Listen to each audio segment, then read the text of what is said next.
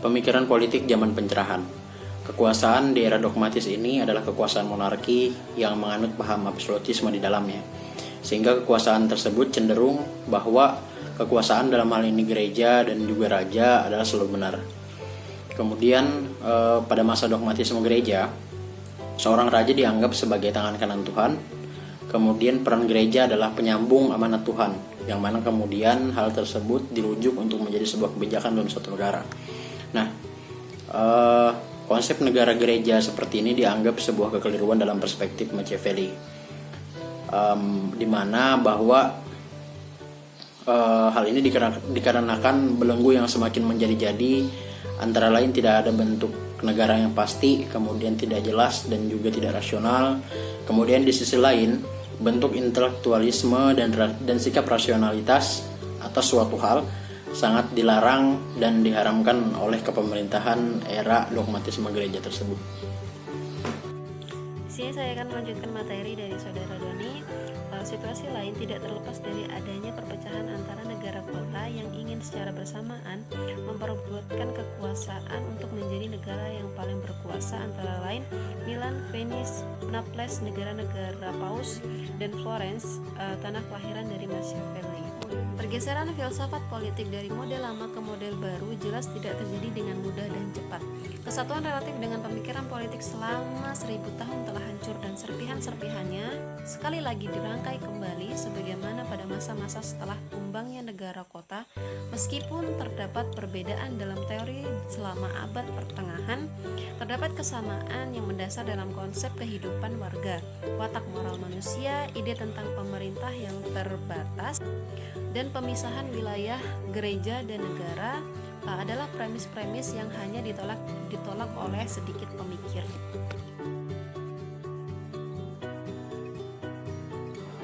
Perkenalkan, nama saya Lilis Karina dengan NIM ADA 117-337. Baiklah, di sini saya akan menjelaskan materi yang selanjutnya, yaitu tentang pemikiran Niccolo Machiavelli. Yaitu yang pertama, untuk melakukannya, seorang pengusaha yang bijak hendaknya mengikuti jalur yang paling dikedepankan, yaitu berdasarkan kebutuhan, kejayaan, dan kebaikan negara. Hanya memadukan machismo, yaitu semangat keprajuritan dan pertimbangan politik, seorang pengusaha barulah dapat memenuhi kewajiban kepada negara mencapai keabadian sejarah. Dan yang kedua, yaitu pengusaha yang bijak hendaknya memiliki hal-hal, yaitu yang pertama, sebuah kemampuan untuk menjadi baik sekaligus buruk, baik dicintai maupun dibenci. Yang kedua, yaitu tentang watak-watak seperti kekuasaan, kekejaman, watak-watak kemandirian, kedisiplinan, dan kontrol diri.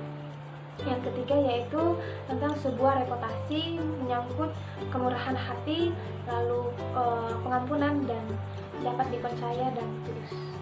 Machiavelli seringkali disebut sebagai bapak politik yang mempunyai arti penting dalam era modern.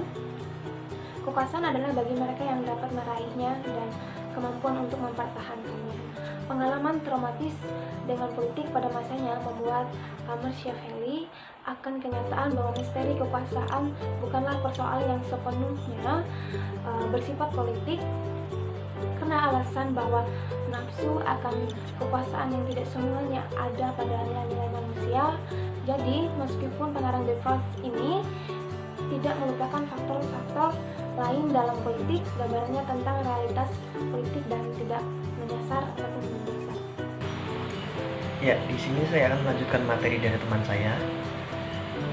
Dengan ide-ide baru yang diperkenalkan oleh reformasi dan terlebih lagi oleh pencerahan ini, prinsip-prinsip tradisional menjadi sasaran kritik dari berbagai segi. Ketika hal ini terjadi, pemikiran spekulatif terpecah menjadi saluran yang terpisah-pisah, melahirkan formulasi filsafat politik yang berbeda, yang kemudian oleh dunia barat. Pemikiran tradisional terus berkembang, menyesuaikan diri dengan lingkungan sejarah baru, tetapi karakternya menjadi semakin sulit dipahami karena ia secara bertahap masuk ke dalam pusaran arus ide-ide modern. Selanjutnya akan dilanjutkan oleh teman saya. Terima kasih. Di sini saya akan melanjutkan materi dari teman saya, yaitu yang dimana bahwa kekuasaan politik itu sendiri sudah dibangun jauh sebelum zaman Machiavelli itu sendiri, yang dimana apa yang dilakukannya bukan hanya mengakui eksistensi dan mengangkat masalah pada tataran studi ilmu, tetapi lebih kepada membebaskan dari batas-batas moralnya. Pembebasan ini berasal dari premis dasarnya bahwa politik mempunyai sistem nilainya sendiri yang berbeda dari sistem etika perseorangan.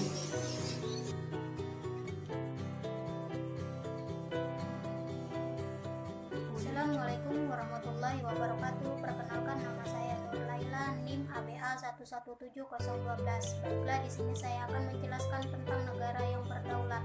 Selama zaman pertengahan tidak terdapat konsepsi yang jelas tentang negara sebagai lembaga yang berdaulat yang menjalankan kekuasaan tertinggi dengan batasan-batasannya sendiri dan mempunyai kemerdekaan yang penuh dari entitas politik lain yang ada di luar batas-batas teritorialnya. Kehadiran dua wilayah kekuasaan gereja dan negara, masing-masing organisasi dengan sistem hukum itu sendiri. Dampak feodalisme yang terdesentralisasi pada kontrol politik dan fiksi tentang kerajaan dunia. Kerajaan dunia menjadikan ide kedaulatan nasional sulit dipahami.